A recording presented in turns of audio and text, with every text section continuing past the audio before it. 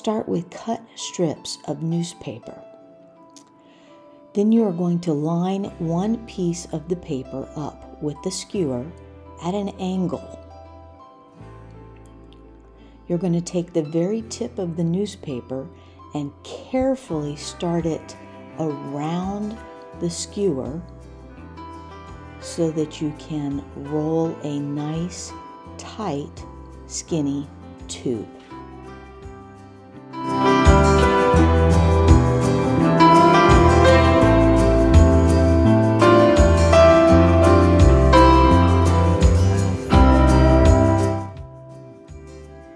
Put just a little bit of glue at the end of the newspaper and then roll it around to make sure that the corner gets sealed on the outside of your tube.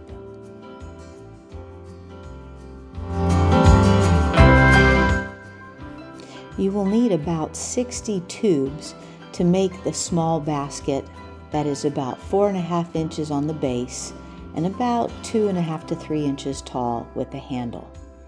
Separate out 8 tubes from your stack, and we are going to use those 8 tubes to weave together and create the center of the woven basket.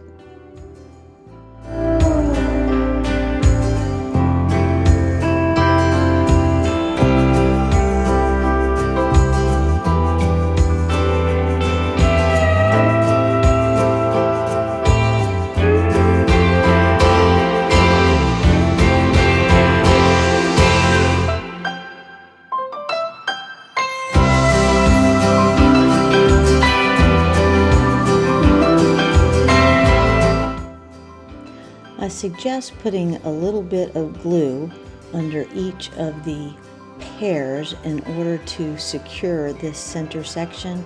It will make it much easier when you start the weaving process around it.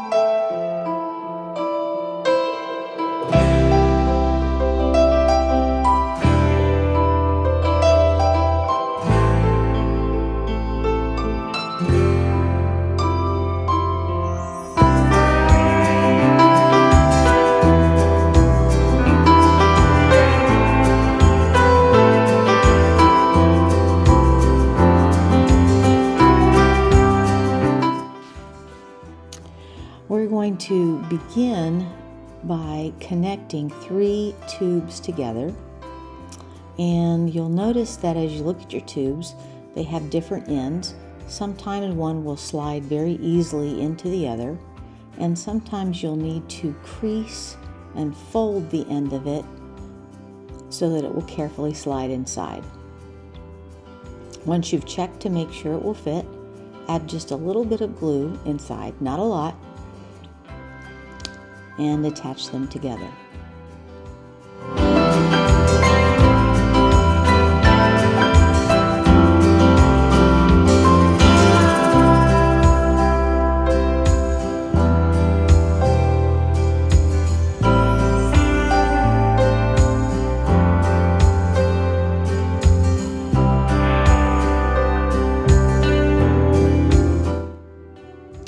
Now that we have these 3 tubes, we're going to fold it in half, and we will use this piece to actually begin our weaving.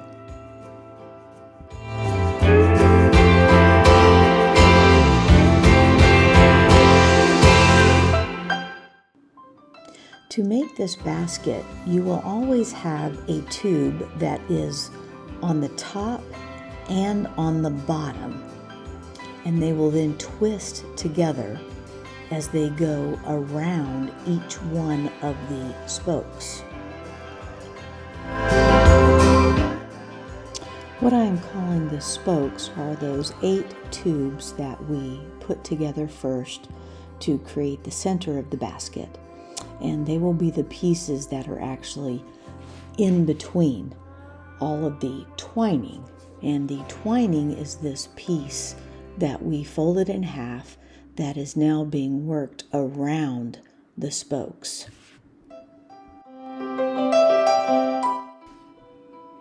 As we go around, we're going over 4 of these spokes at a time, and you'll notice that the twining is changing places. It's a half twist so that the piece that was on the bottom now becomes the piece on the top, and vice versa. And they twist in the center there as they go around. So we'll be going around this set of 4 twice. We've made once around, and we're working on our second time around now.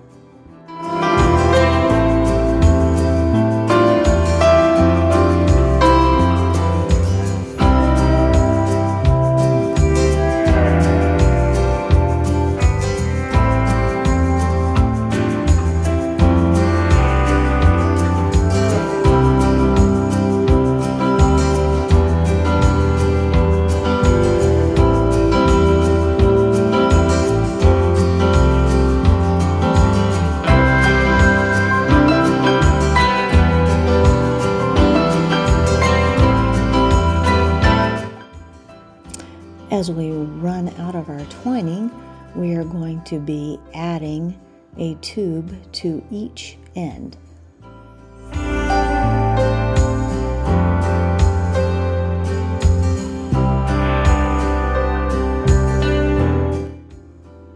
Now it's time to divide our set of 4 spokes into sets of 2. And just like we went around the sets of 4 twice, we will go around these sets of 2 twice. And you'll start to really see the twisting motion here. So in between the sets of 2, the twining twists and changes places, and then it twists again,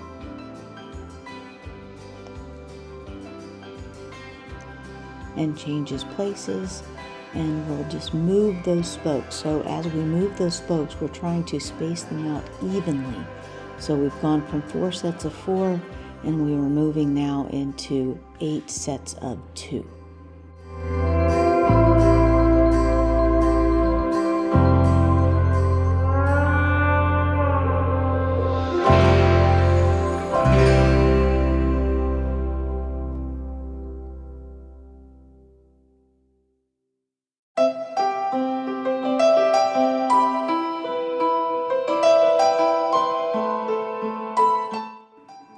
Sometimes as you work, when the glue is still wet, you may have a little issue. So in this case, there's always a solution. The ends were a little too wet to attach back together, so we'll cut the wet ends off and just fold the pieces in half and reattach them and keep going.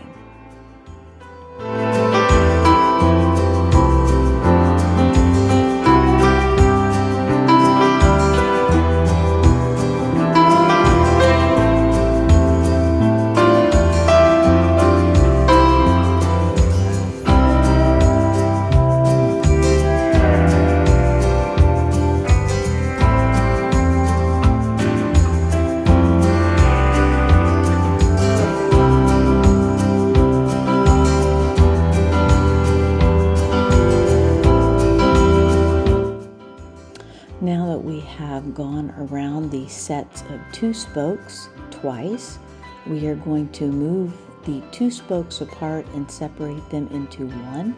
And so the twining will twist in between each single spoke. And now we will have a total of 16 spokes. And as we go around, we want to try and evenly space out these spokes around the entire circular shape here.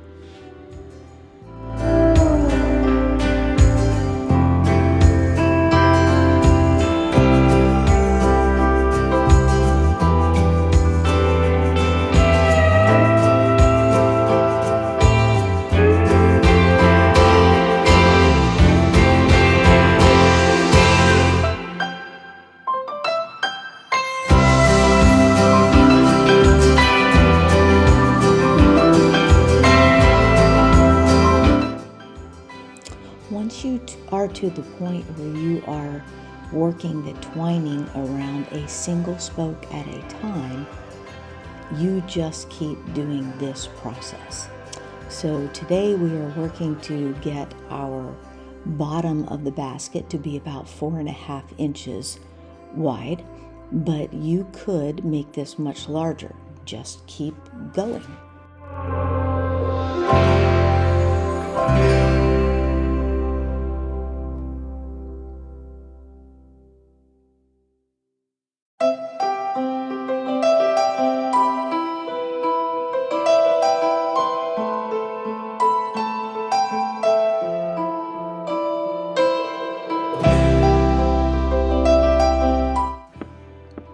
The base of our basket is now about 4.5 inches, and you may find that as you are weaving, the basket is a little rounded at the top.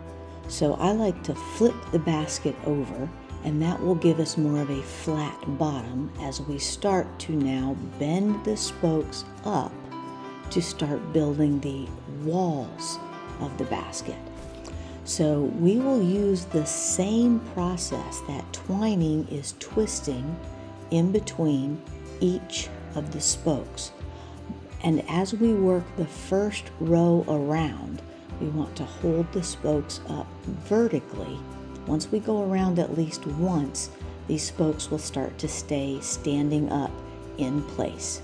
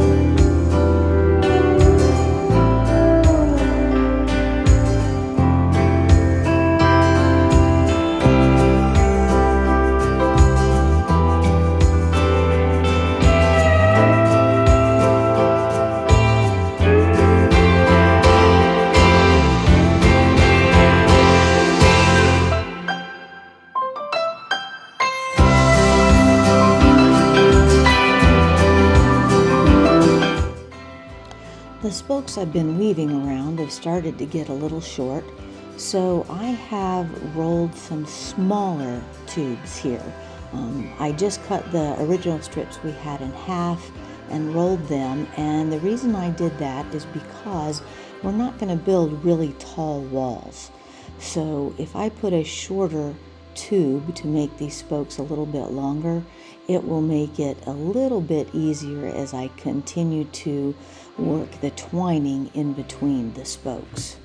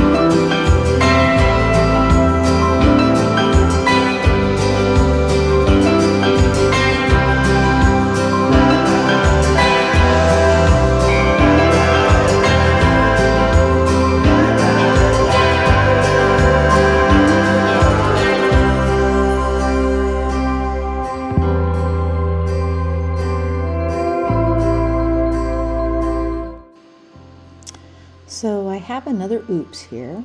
As I was pushing the twining down to keep it nice and tight, I broke one of the spokes off.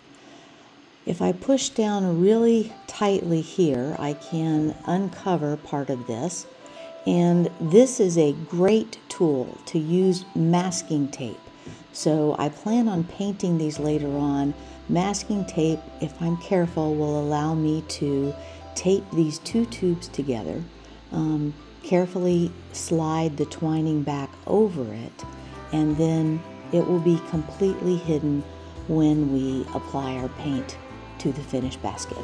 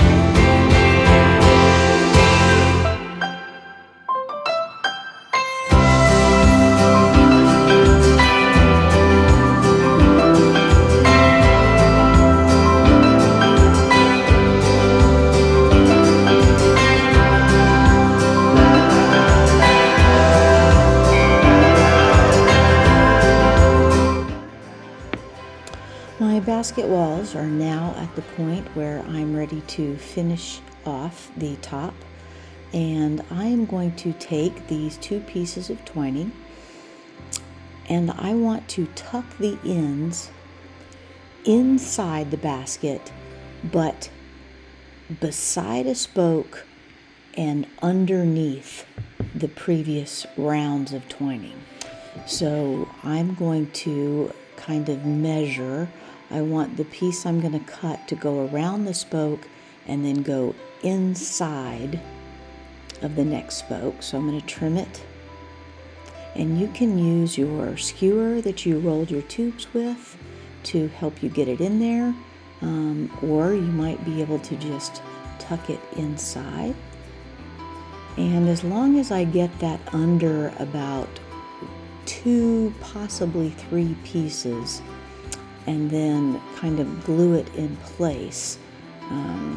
Our glue again will be completely hidden once it completely dries or after we paint it.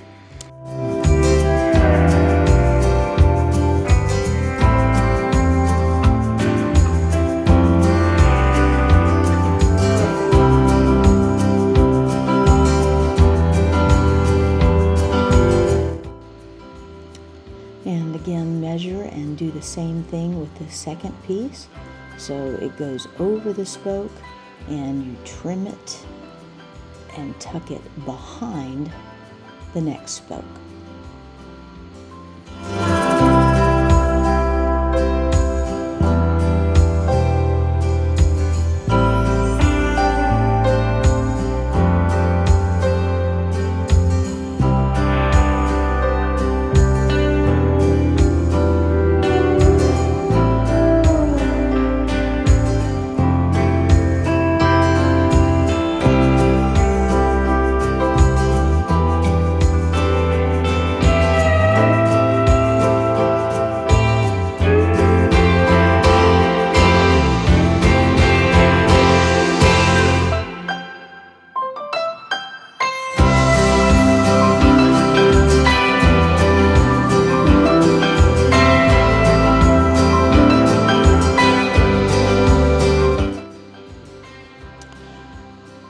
finish off the top of the basket, we are now going to use the spokes themselves to make a finished top edge. So you start at any spoke and you take it and it bends behind a spoke and then forward. And then the next one goes behind the next spoke and goes forward.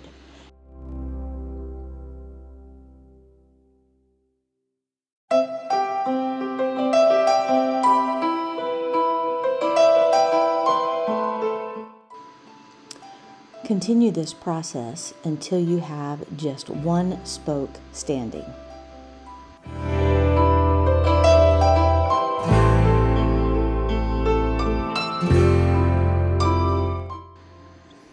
This last spoke is going to essentially go behind the first one you bent. So you have to push it back a little bit so you can make it go underneath. And then they will all be in place.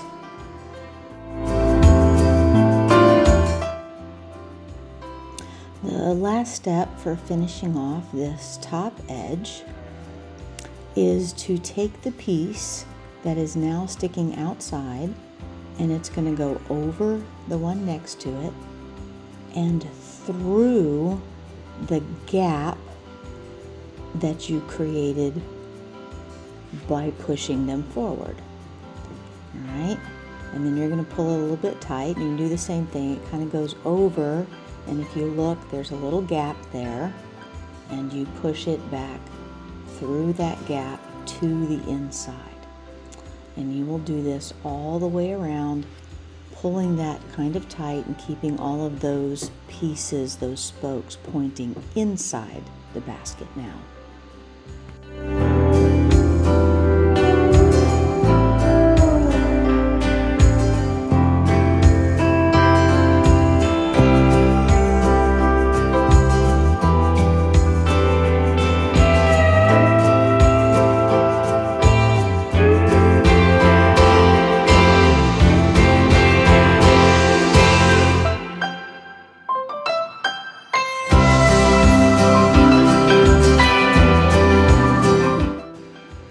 To secure the edging, we're going to put some glue in between the pieces of the spokes that are touching each other so that they'll stay put.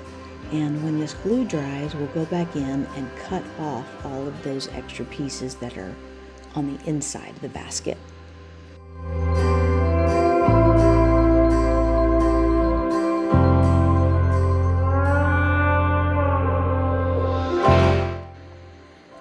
Now for the handle. I like to do just a simple braid. So I've got 6 tubes, and I'm going to use 2 tubes at a time. Put a little tape up at the top to hold them in place.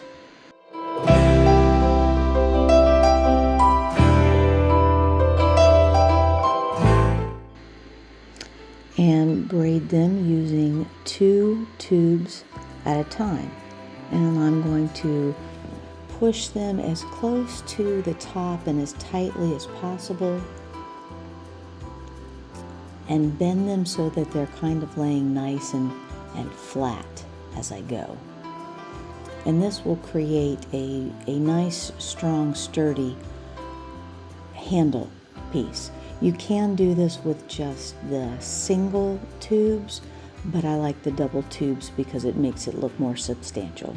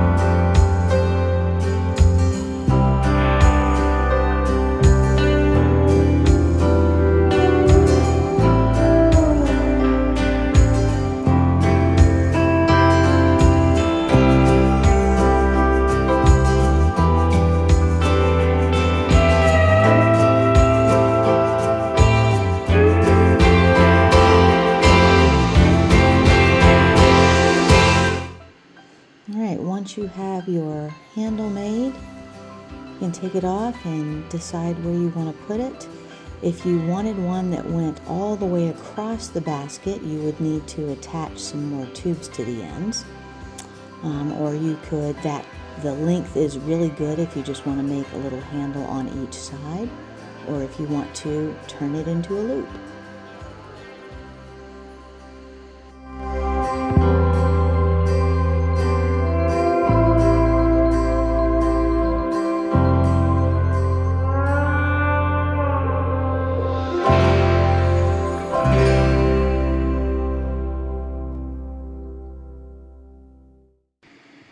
I am going to make this one into a loop, so I'm going to tape the 6 tubes together as tightly as I can. This will make it easier to fit it between the twining of the basket, and I will do that on both the bottom and the top.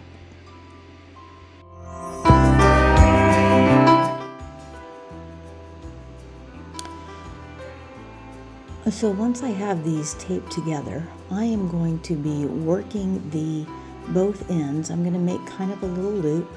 I'm going to find a spot that maybe isn't the nicest looking or has a little bit bigger gap. And I'm going to work one end through the twining. Now you could do this on and push it through, and then push it through the twining on the outside and then to the inside of the basket. You may find that cutting the tips a little more sharply makes it a little bit easier. You also may find that using your skewer to help you push that twining apart. But I'm just going to work this through until I have it in place, at least secured through some of the twining. And even if it's hanging out here, when I get to the part where I trim it all up and clean it up, I'll be able to cut those pieces off and secure them in place with a little bit of glue. So once you have let the glue dry, you go back, and I prefer an X-Acto knife, but you can use scissors. The X-Acto knife lets you get really close underneath with that finished edge that you did, and you just trim off all the extra ends of the spokes.